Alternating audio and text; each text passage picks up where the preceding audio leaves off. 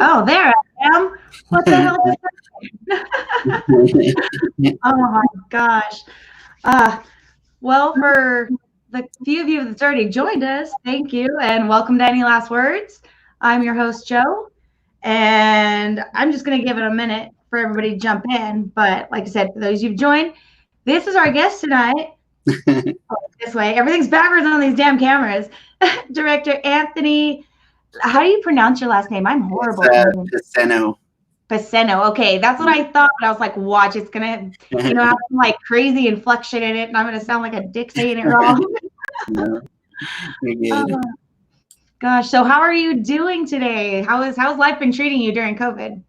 I've actually been doing pretty good during COVID. I mean, aside from the fact that I'm stuck at home, but I'm at least getting to work from home and everything. So unlike some people who, lost their jobs or aren't able to work right now, at least I've had that. So I'm doing okay. I'm doing good during all this. That's good. I'm glad to hear that. Yeah, staying active. That's good. That's pretty much, I think, the only thing that anybody can do right now to at least keep sane with everything that's going on. Right. My gosh. But hopefully, it looks like, it's getting a little better. Things are starting to open up a little more in a weird order, but it's still opening. Yeah. Just gotta wait it out. Yeah. Okay. So tonight I'm also featuring, it's my first Music Monday, and we have a band called Mosaic, and their music video is called 2 and 3, and we'll get to that later. But first, I want to get to know about you, Mr. Anthony. How long have you been directing movies for, and what got you into wanting to direct movies? Well, I've been doing it for almost 3 years. I think 3 years will be in July.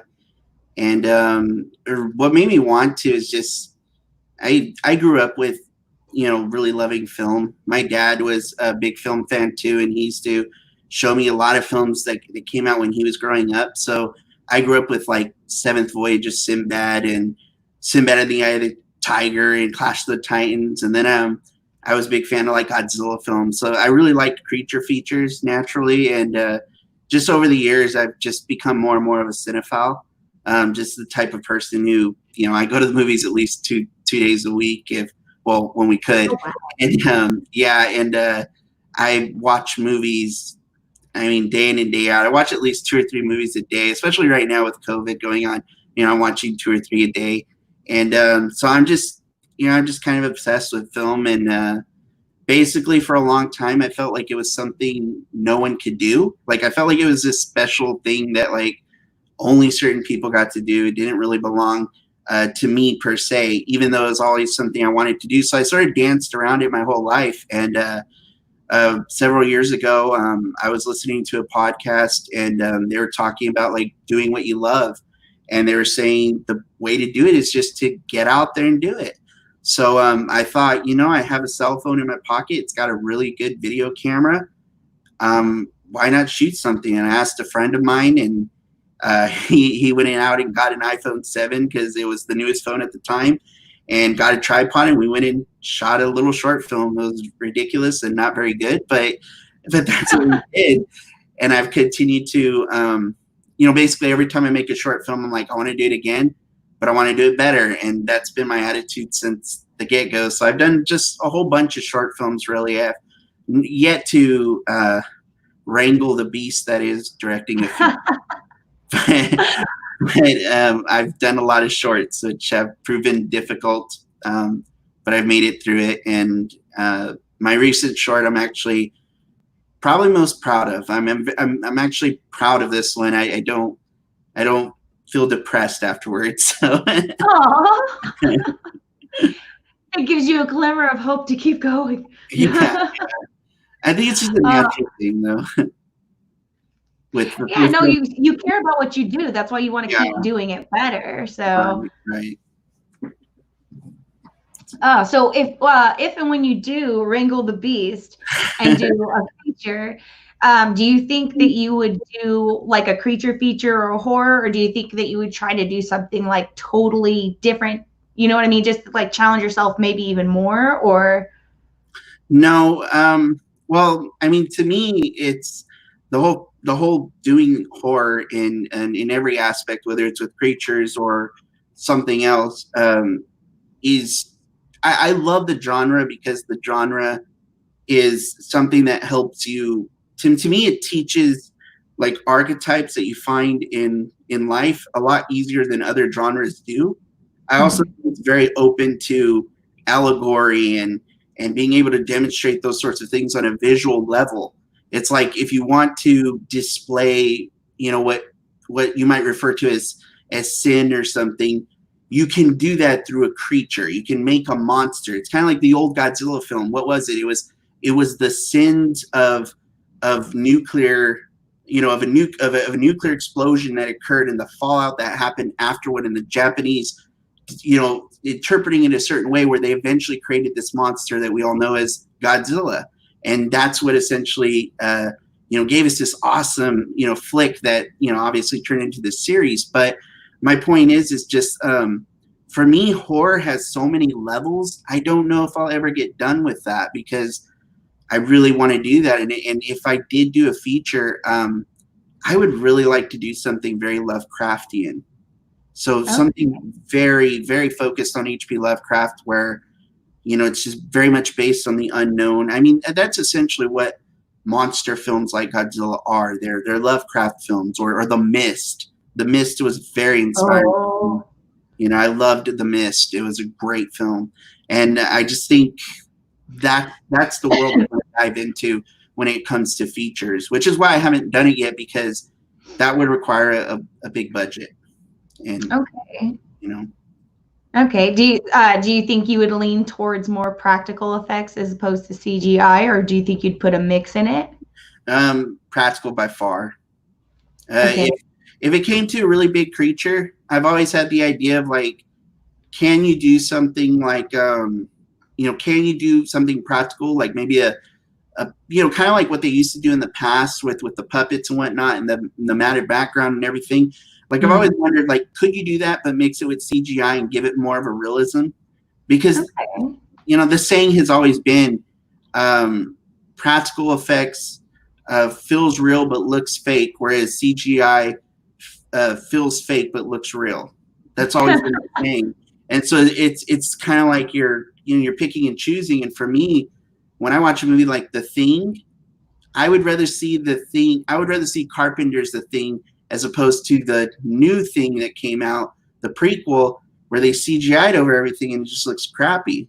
It's like I would prefer that, the realism of that original. I mean, that original is like haunting because of how realistic it is.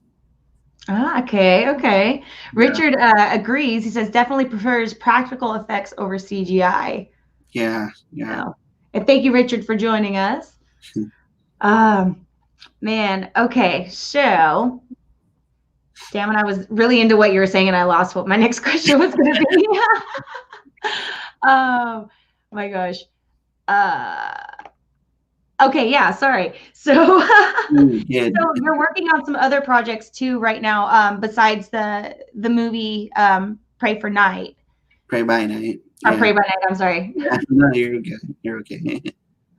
Yeah, I'm currently working with Michael S. Rodriguez on the Strange Files. I'm the director of the wraparound to it. We've already directed pretty much all the filmed all the wraparounds, and it's going to be kind of like a Twilight Zone / creep show type thing. We're both big fans of anthologies, so we're gonna really throw that in there, and I'm really looking forward to everything we're going to be doing with that. And I also have another short film in the works, but that one is kind of way under wraps. Like I haven't even talked about it yet, or posted anything. So that one I'll just be hush hush about for now. But yeah, Okay. Strange Files will debut next month. Actually, June 12th will be the first episode on Avail TV. Okay, nice. So we'll Yeah, have to keep an eye out for that one. I'm yeah, excited to see that. That was what I got from it too. It was going to be like a Twilight Zone kind hmm, of feel to it. So, yeah. um, um, unfortunately, this program says that the file was too big for the trailer. So, Uh, but I am going to upload it in like separately. Okay. so that people can see, the movie that we're going to be talking about.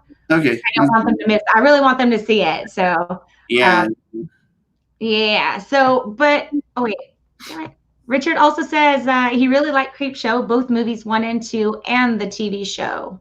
I've not seen the TV show yet. Like, I'm like so envious that you can sit and watch like 3 movies in a day, and I'm lucky if I get through I, I the Family Guy. I'm like shit. I don't know if that's a good thing or a bad thing. I don't I know. don't say it's a bad thing. I think it's great. I wish I could sit down and watch 3 movies because I like movies as well, and I miss so much stuff. And I have this long list of things I have to catch up on. Everybody's like, "Oh, have you seen that? It was great." I'm like, "What? When Yeah. did that come out?" Well, I think as a filmmaker, you kind of have to pour yourself, over films. You have to really, really watch a lot of movies. Like, I mean, I can't tell you how many screenwriters, like when I listen to interviews and stuff, and they all say the same thing. They're like, watch films, watch movies. Like, why aren't you watching movies? And I can't tell you how many sets I've been on where I'm like, hey, you guys seen this? Like I have a very Quentin Tarantino directing style where I use Oh, other I films. love Quentin Tarantino. And I use other films to try and help you see what I want to see. And I can't tell you how many times I bring up a movie and it's like, I've never seen that. Well, what about this? I've never seen that. It's kind of what I like about being in Michael's company and a few others that work with us. They have all seen everything that I've seen. So it's like we talk film and there's no gap in information. They know exactly what I'm talking about. And oftentimes it's them stumping me more than me stumping them, which is totally unusual for me because I'm like the movie guy in everybody's circle, and it's like this circle. I'm not the movie guy. I'm the guy who knows less. I did want to mention though the Creep Show, Shutter, the Shutter TV series. Mm-hmm. I'm kind of with Richard. I liked some episodes, but I'm not going to say it was an all around hit. To me it was very hit and miss. And some of the episodes are kind of. I really look forward to the werewolf episode because, as with Prey by Night being a werewolf film, I'm very into werewolves, and I was a bit disappointed. So You know what? I honestly feel that the werewolf is so much of an underplayed yes, monster or character, whatever you want to call him. Like he's always so left out, and it's like kind of like Frankenstein. And Frankenstein's monster. I love them both, and it's like they're not shown. Like even the Mummy. I mean, damn, the Mummy actually got a lot more, I think. Yeah, and I think part of that is because there's a strong realization that werewolves don't work under CGI. They've tried to do it again and again and again. I mean, look, just watch back at the Wolfman. Rick Baker did the effects for the regular suit. The suit looks great. Benicio del Toro looks awesome.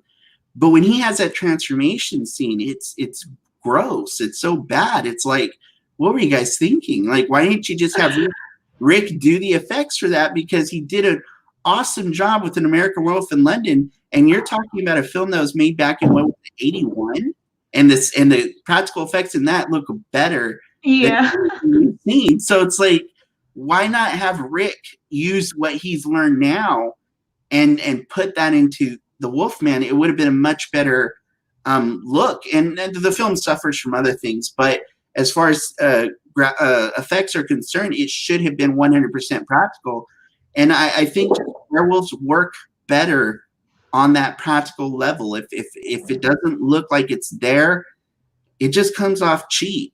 Dog Soldiers is probably our last good werewolf film, if you can even call them werewolves. But I think that was our last one, and it was all practical. They looked insane. They looked crazy, and that's an incredibly gory film as well. So.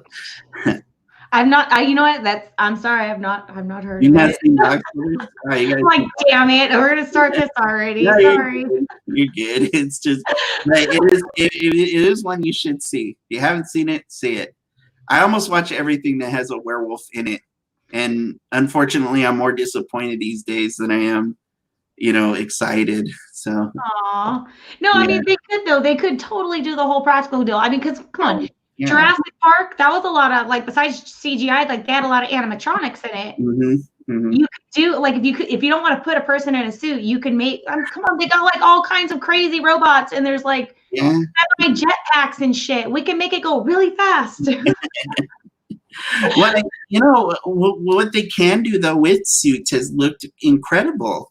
They can do really awesome stuff. Yeah. I mean, it's just a shame that we've gone away from practical and we've gone so heavy on visual effects or the special effects because it's just not doing a service, especially to the Wolfman. And I think also at Frankenstein, they don't know what to do at Frankenstein because it's almost like it's not in their vocabulary to or their visuals to want to put somebody in a suit. It's like, no, we got to do it CGI, and Frankenstein just would not do well in CGI. So it's like, no, well, like that. Even they've got The Walking Dead, a lot like the makeup, all that shit. They can do that. The prosthetics, everything they can totally do it, and they can take they can take Frankenstein into different levels. I mean, if they want to make it like a more, I don't know, just off the top of my head, spitballing, I guess, like more of like more modern version of it where they bring in like biomechanic and bioengineering and shit in with it. Sure. Like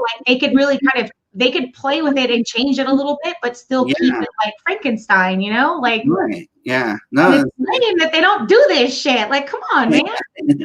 I don't know. We don't have the money for this. We can't pull this shit off. Come on. No, but that's why with Pray by Night, somebody very early on suggested to me CGI. Like they're like, get somebody with really good, that really knows how to do like use After Effects or something and make you. And I'm like, no. I'm like, dude, I have no budget. Last thing I want is a really cheap looking werewolf in my film. It's like, so I went practical. I went and got Rob Vargas, who's a great makeup artist, and he's like, I'm terrified of werewolves, but I'll make you a werewolf. And I'm like, okay, let's go for it. And it's cost a pretty penny, but it's worth it in the end.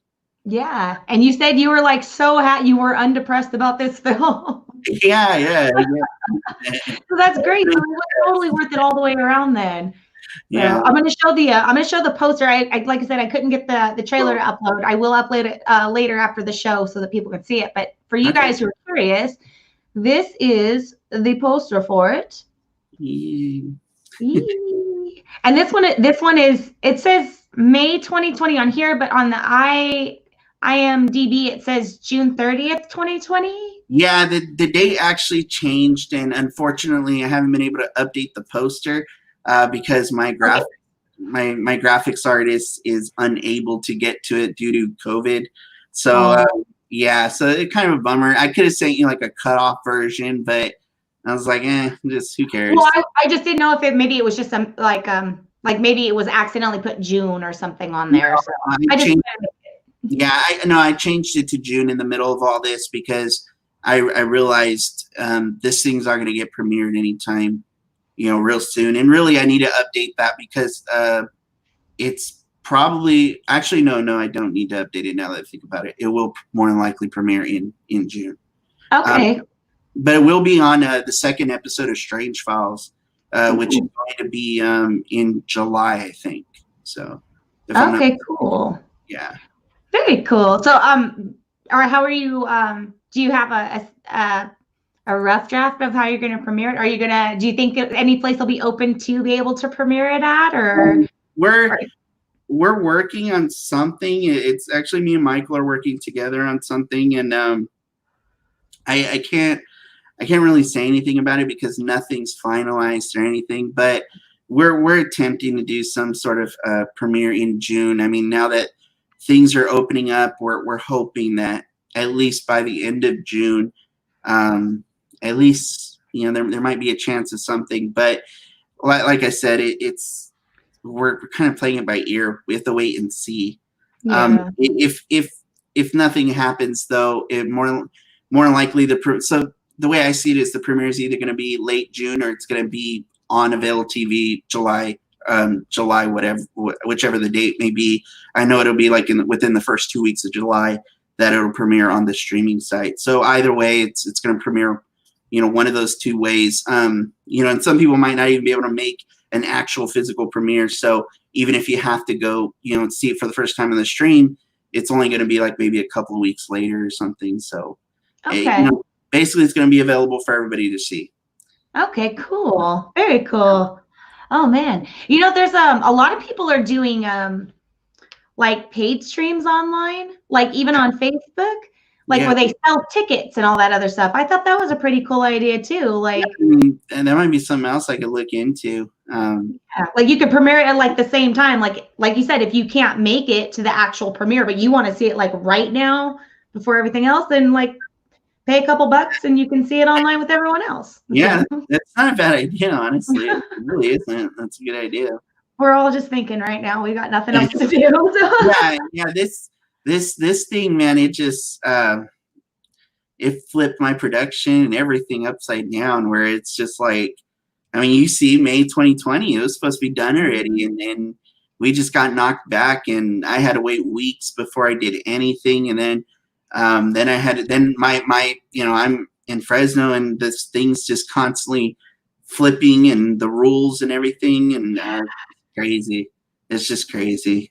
But I'm just glad we're finally here. It's finally getting done.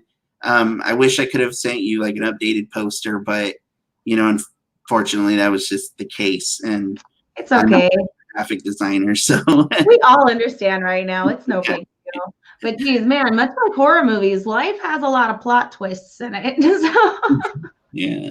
Louise, there's always something happening. It's like, oh, next week we're gonna have like the bacon flu or something. I don't know. Pork chop disease or something. I don't know. Richard also says, I want to be a dog, soldier, werewolf. They are badass. They are actually scary. They are. They are scary. If you haven't, I mean, I know you said you haven't seen it. It's they are pretty scary wolves. I mean, werewolves. I'm just imagining it. They're probably like some kind of hybrid Ukrainian military mutation from Chernobyl that are werewolf soldiers, like fighting the Germans or some shit. Yeah. I don't know. I'm thinking Underlord kind of thing right now. So. No, yeah, I know what film you're talking about. Or Overlord. Yeah, Overlord. Yeah, Overlord. That was a pretty cool movie. It was. That was actually a movie that not a lot of people went to go see that they should have went to go see. Yes, exactly. It reminded me of and a lot of people laugh at me when I say this, but Call of Duty, where you play like the Nazi zombies. Yeah. That's what that reminded me of, that whole movie. People giggle at me. I'm like, no, I'm serious. You ever sat and watched somebody play that shit? Like, it's kind of what it's reminding me of. Yeah, for sure. And it had this weird, like, Lovecraftian type feel to it too, with what they were doing and the Nazis were doing and everything. And it's a very interesting film. I just thought it was really entertaining, and I thought you could really get on board with all the characters. And, just it's you feel for them, and you're fighting for them, and you hate some of them, and you're grossed out by some of them. Like, and then there's people who you think are gonna die, and then they never die, and you're like, oh, I'm not really happy they didn't die because he turned out to be really cool or something. And I thought that film was all sorts of fun, and it's one of those movies that almost never saw the light of day. J.J. Abrams got a hold of it and was like, hey, I'll make this part of my Cloverfield series, whatever. I heard about that. It was a part of the Cloverfield deal. And honestly, I did not care for, I want to say, the first couple of Cloverfields. And then but my boyfriend is totally into, he fucking loves everything Cloverfield, right? So we were like at a Red Box a couple of years back, and he's like, what was that, 13 Cloverfield Lane or something? And I said, oh, I think it sounds like that's part of the Cloverfield. I don't like those movies. I don't want to watch that shit. And he's like, no, we're going to rent it. It's not that. And then we take it home, and like, we're watching it, and I'm like, I'm really digging this movie. And then I was like, over here Googling shit. I'm like, motherfucker, it is. So I'm like, damn it is a Cloverfield movie. I was like, shit. For sure when you get to that ending. Yeah. Oh, yeah. Like, what? Like, it was like, what? Like, it just, that movie has such a twist of an ending that it's one of those endings that's either going to turn you off or you're going to love it. I happen to love it, but most people are like, I don't know. that was another film though where it was a totally different movie. Abrams picked it up and then refilmed the ending and went ahead and put it out there and made it a Cloverfield film. So Okay. yeah, Damn. Okay. yeah, the only one that's like original was intended for what it is the original film. The what's that called? Found footage. Cloverfield. Mm-hmm. I don't know if you like it, but I happen to love that movie. Oh man. That's why I was like, no, this cannot be a Cloverfield movie because I like this. And then I was like, damn it. You got Yeah. me. You got me. Not letting that happen again. No, but I did. I really like that movie. I love John Goodman. I think he's an amazing actor. Yeah. I'm always excited to see him on something because it's like, man, I've never really been disappointed in any movies he's been in. So even if they're like dumb little movies, it's like I still like he's a great actor, so I like watching him. Well, especially in that film, he's terrifying in that movie. Yes, he is. He's like psycho creepy guy. Yeah. And you're like you're freaked out the whole time. Like, what's gonna happen to this girl and all this other shit? Like, what's gonna happen? It's like, bro, grab that, just beat him on the head. But then you watch it, see how she plays out. It's like cooler. It's like, okay, let's see what he does. Yeah, not to spoil anything, but when that other character's involved in, I don't know how to say it without spoiling it, because I really. If you haven't seen it by now, then that's on you. It's been out too long. Well, when that guy's like, "Oh, I was the one who did that," or whatever, and then he goes, "I thank you for your honesty," and he just shoots him. I was like, "Oh, crap!" It blows you away. Like you're like, "Whoa!" You did not see that happening because that's what he was like very much about. Be honest, tell me the truth. Like, and it's like, oh my god, no, that was a great movie. Oh yeah, that's a really great movie. Like I said, the ending can flip it for you, but some people were saying that like that wasn't the original ending, and that the original ending would have been way better. But then they actually came out with the original ending. Like they didn't show it, but they talked about it. The directors, and they said the original ending was actually something similar. Just they didn't put it wasn't aliens. Instead, it was like the Russians or something had invaded and taken over. It was something weird like that. Like she hits this hilltop and sees like a city that's been leveled, and that's kind of how it ends like that. So they said no matter what, it kind of ends with John Goodman's character actually being right per se, and so it's kind of an interesting film. If you haven't seen it, I mean, I'm sorry we spoiled it, but it's a great movie. It's a great movie to sit down and watch anyway. Oh hell yeah. Man, have you is there anything you've seen recently, maybe something that had been older that you were very surprised by?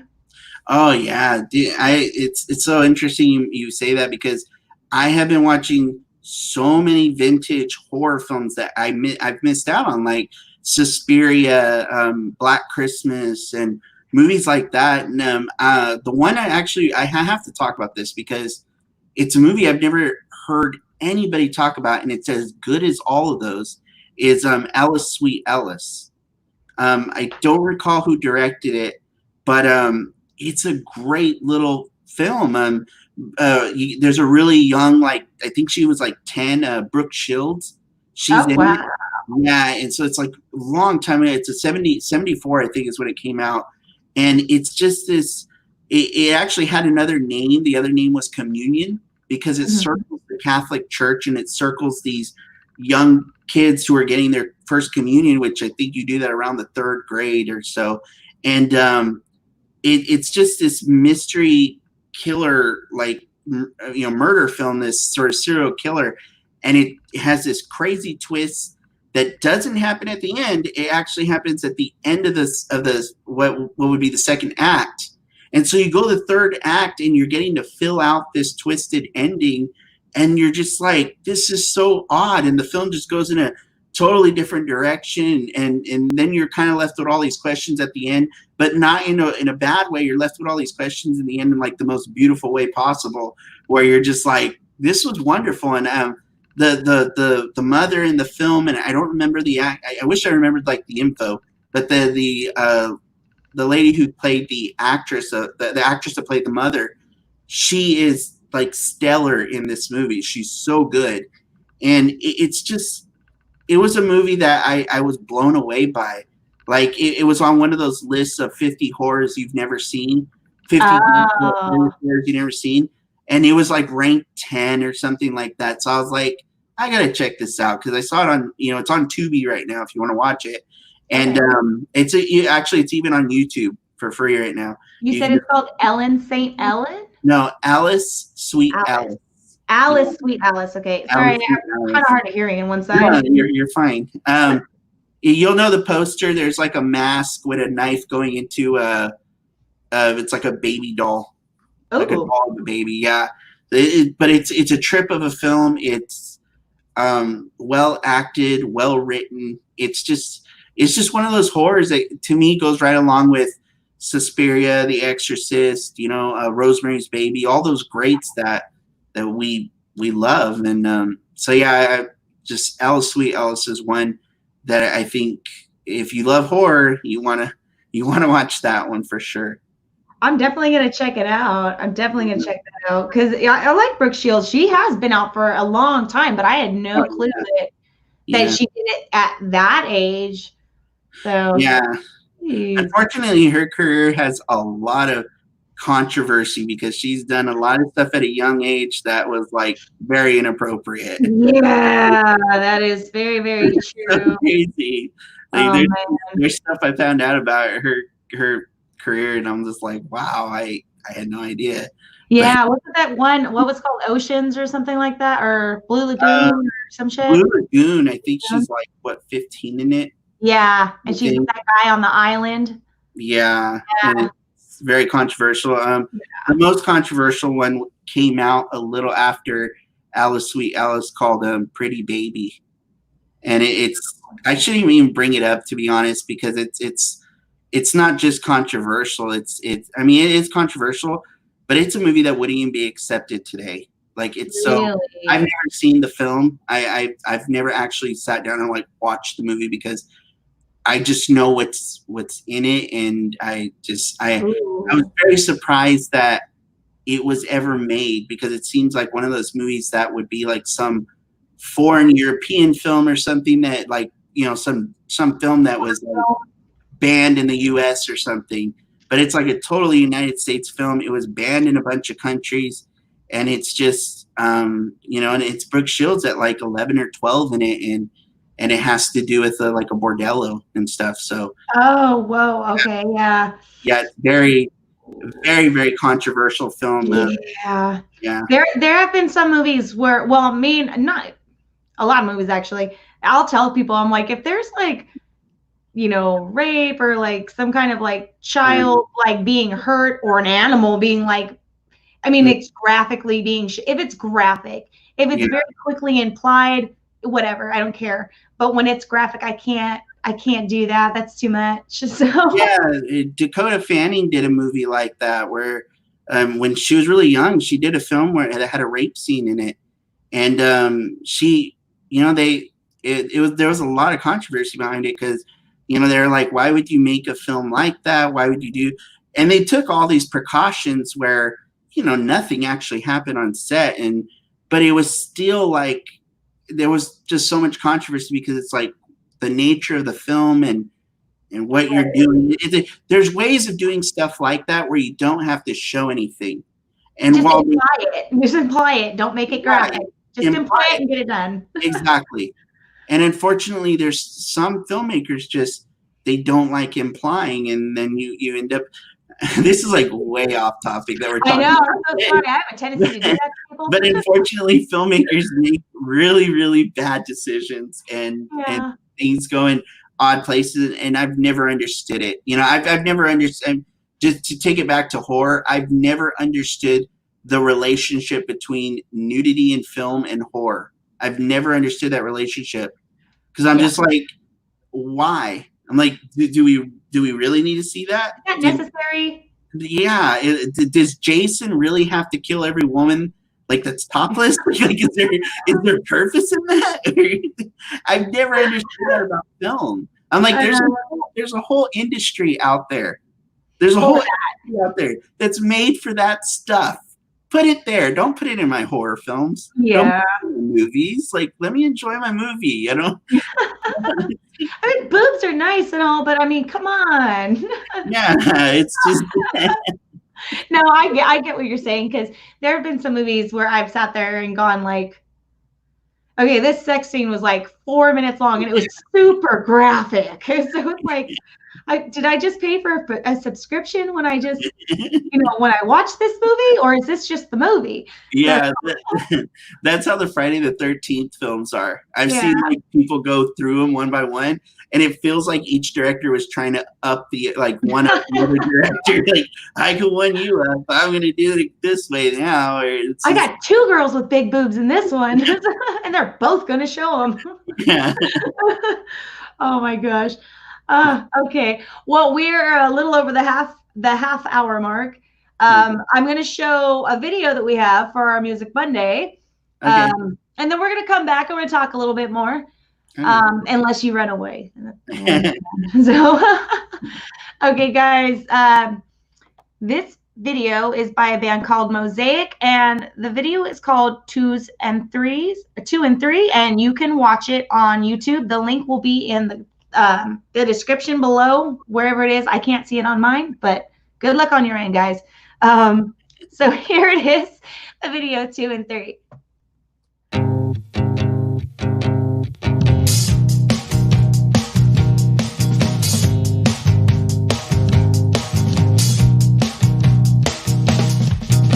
It feels so good, it looks so jade. I wanna go all of the way. Pass me the cake, it looks so good, it tastes so good, it feels so good. I wanna wear it like a pumpkin pie. Why does it not feel this way when I have to ask? Because I know the answer to my question's gonna be no. So I propose a question to avoid the question that you're gonna be asking me. You and me are 2 and 3, and you and me are 2.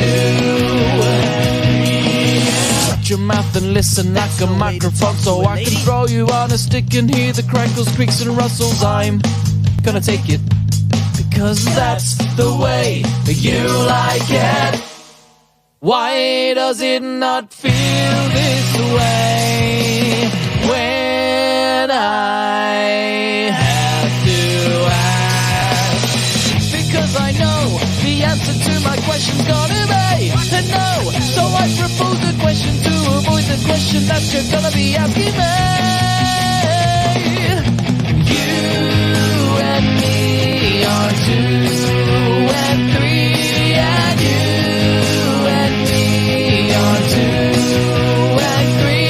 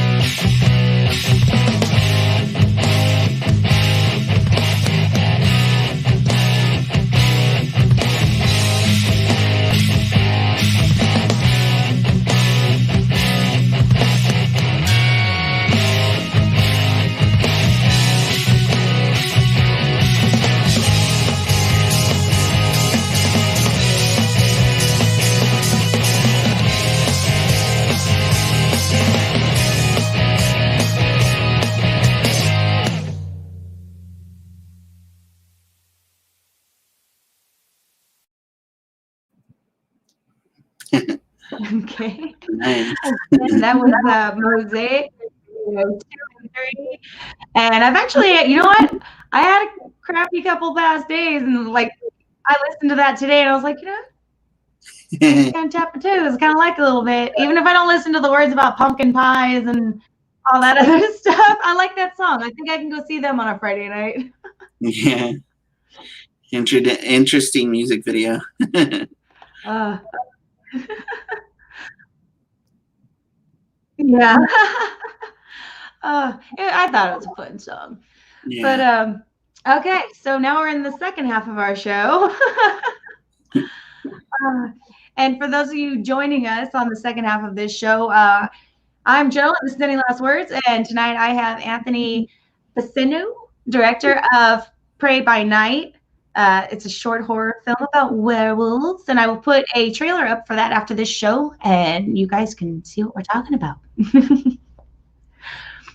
So a little bit more about your process about this film that you did. What really inspired you to want to make this film, especially about werewolves? Because like we talked about earlier, a lot of people aren't doing werewolf movies.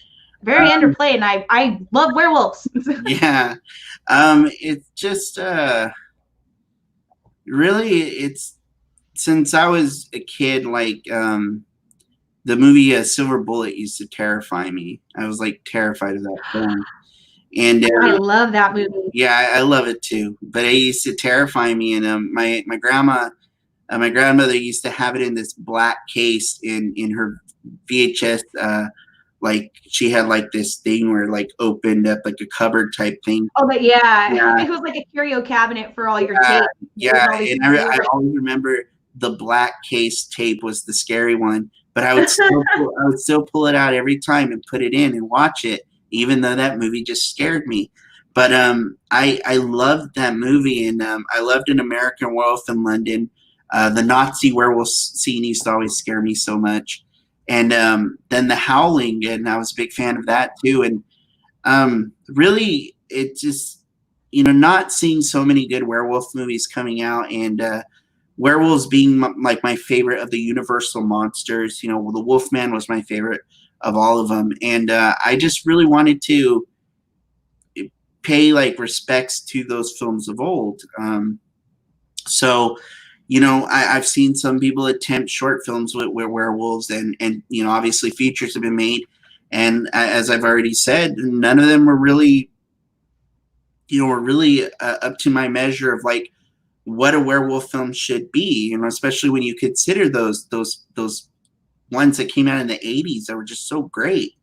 And so I always told myself I wanted to make a short film that would be a werewolf film. But when I started out, I really didn't like the way my movies were coming out. And so I wanted to wait a while until I understood, more of filmmaking and more of like what I can do to make something good, and or something that would at least I could be proud of.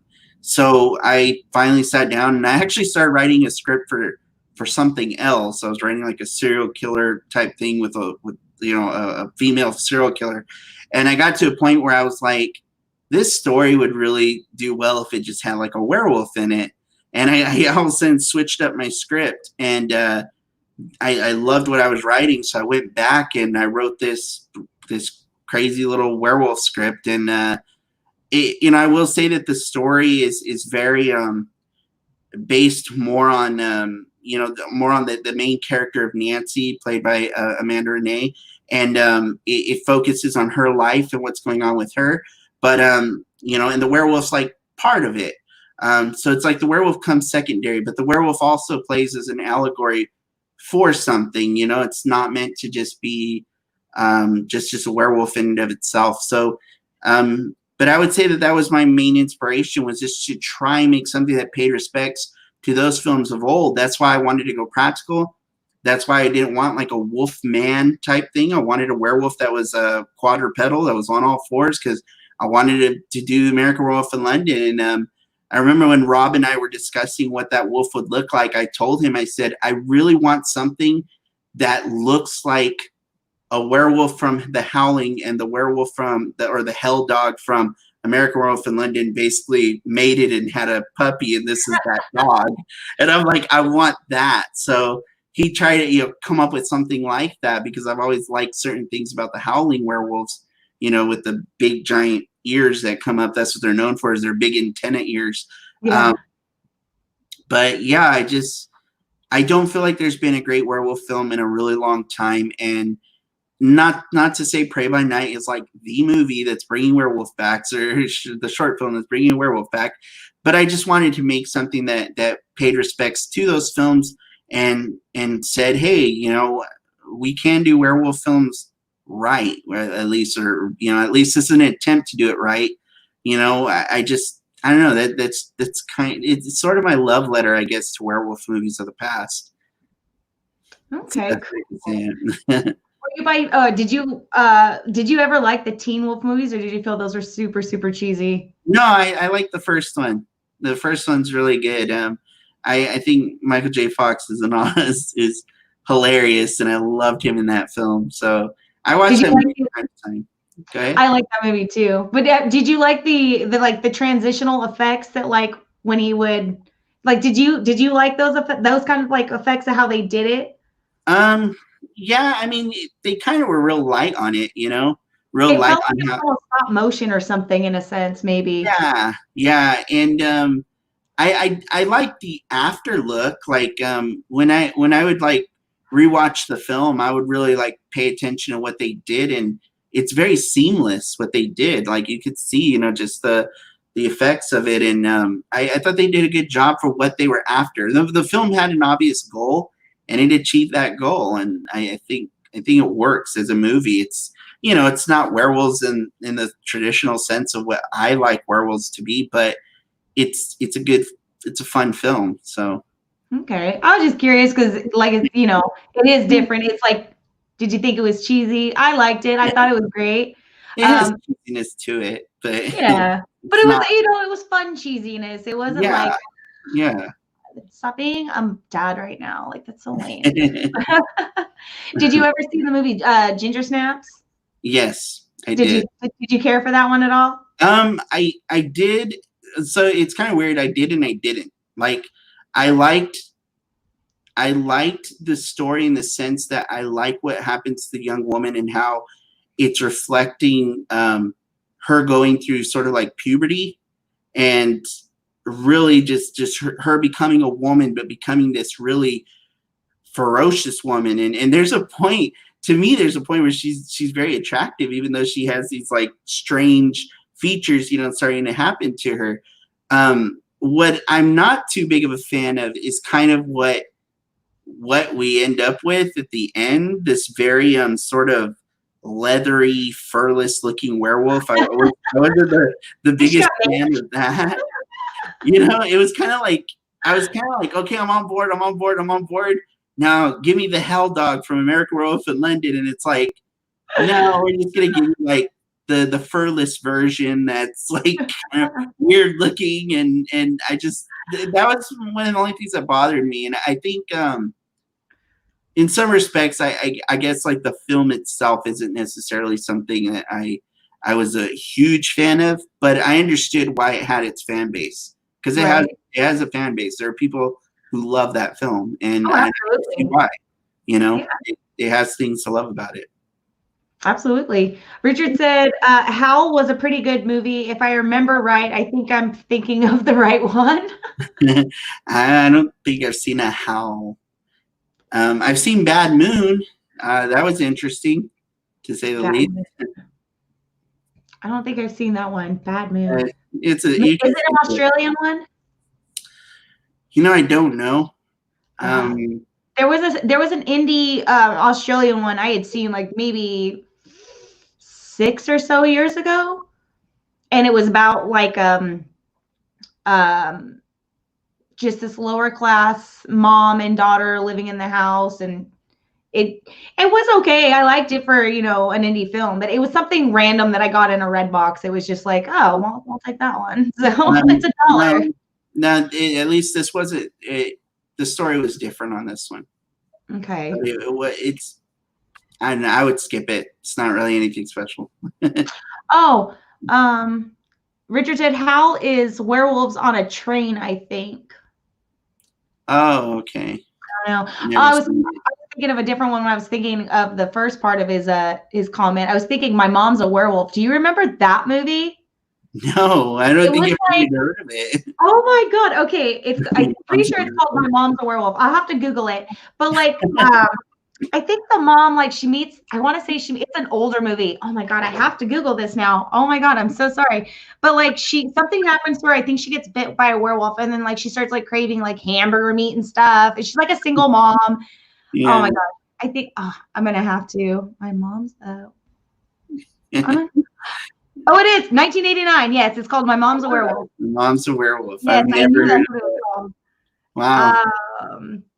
Let's see. Director Michael Fishka.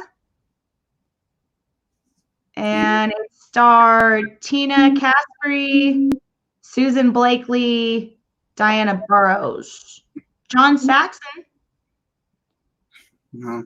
Okay, yeah, no, but I like that was one movie that I really liked growing up was My Mom's a Werewolf. I think they saved her at the end or something like that. They were able to like reverse the curse and shit. So yeah, but it was a good movie. Yeah. No, I've never heard of that one. Okay. Yeah. Maybe one day you'll see it. I don't know. Yeah, maybe.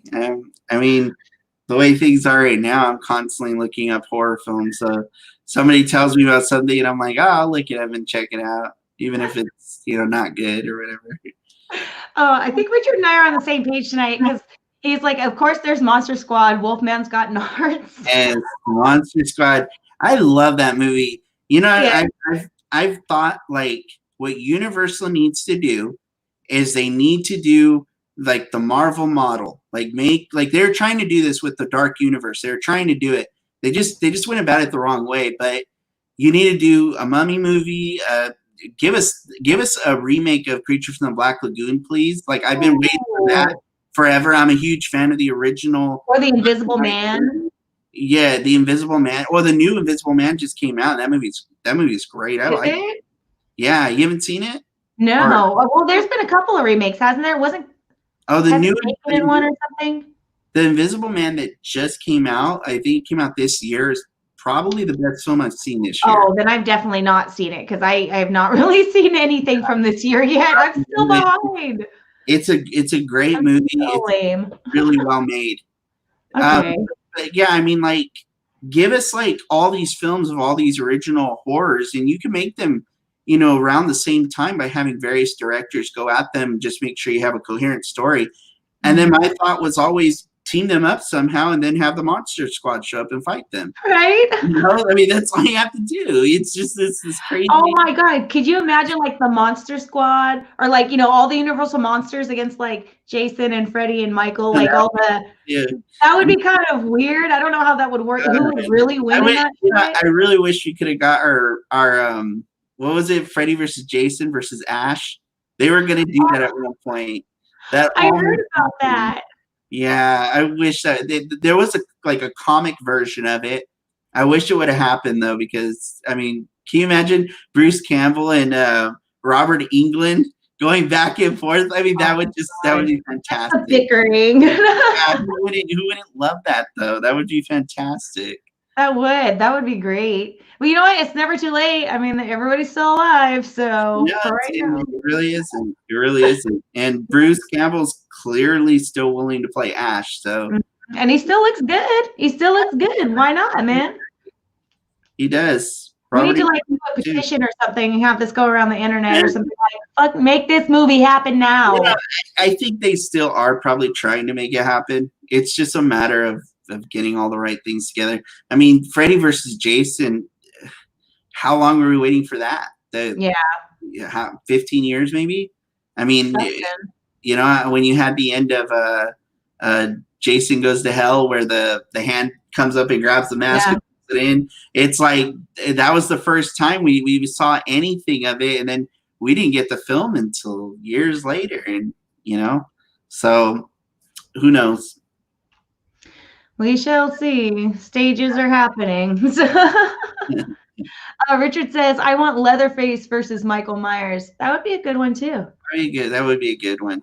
That would be good. Oh, my gosh. Oh, my goodness. Is there anything else we want to go over? We're kind of at the end here, sir. I don't know. There's not really much else. I can't think of anything off the top of my head, at least. Do you have a YouTube page at all? With any of your trailers on it or anything? I do have a place you can find like most of my trailers and all my short films. It's my Mind Blossom ENT. It's entertainment abbreviated, but it's just ENT. You can find that on YouTube, the actual channel, and you'll find pretty much everything I've done is there. All my short films. I mean, obviously, Pray by Night's not there. I'm actually going to be posting up the trailer soon, if not probably after this. I keep forgetting to post that trailer. But well, give me the link, and then I can put that on there with the trailer together. So that way, after they're done watching that, they can go watch the rest of your stuff too. Yeah. You just see all my really crappy short films. Oh my gosh. Well, I really appreciate you coming on tonight. It was really a pleasure talking to you.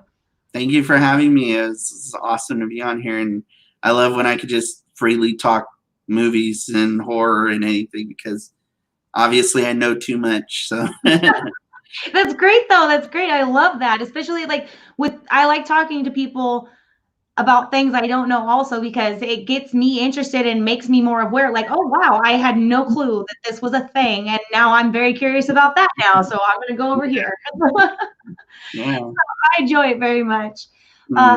So with that said, do you have any last words, sir? No, I mean, I don't know. I guess if there was anybody who was watching that is an aspiring filmmaker, like Joe Briggs recently said in a really awesome Shutter video, it's like, stop calling yourself aspiring and just call yourself a filmmaker. I don't want anybody to get stuck in the same rut I got stuck in. If you want to make films, make films. Don't think about it. Don't question it. Just do it. And there's people that are going to tell you not to. There's people that are going to laugh at you because they're going to think it's just this dream, and it is. But make your dream a reality, and just don't sit back and keep wishing. Just do it, because hell, I'm not making money right now. I'm not doing financially great at films, but I'm going to do this until I die. And my saying when I first stepped into this was, I'm going to force my way into that industry, whether they like it or not. And that's it. So. I love it. It's like, move it. I'm coming. That's it. Shit. Oh, well, again, thank you so much for being on the show. You guys stay tuned. I'm going to post that trailer for Pray by Night and the link to see some other stuff by him. And also, if you like the music video I showed earlier by Mosaic, the link is also in the description below. You can check out their site as well. And I will see you guys on Wednesday night. I'm actually going to have Michael Rodriguez of Lake of Shadows, who I had Tino on before. He's got the Strange Files that are coming out that you're also a part of. Yeah. So hope to see you guys on Wednesday night. And again, thank you, Anthony, for joining me. Yeah, and I hope the rest of your evening is great. Okay. All right. Good night, you guys. Bye.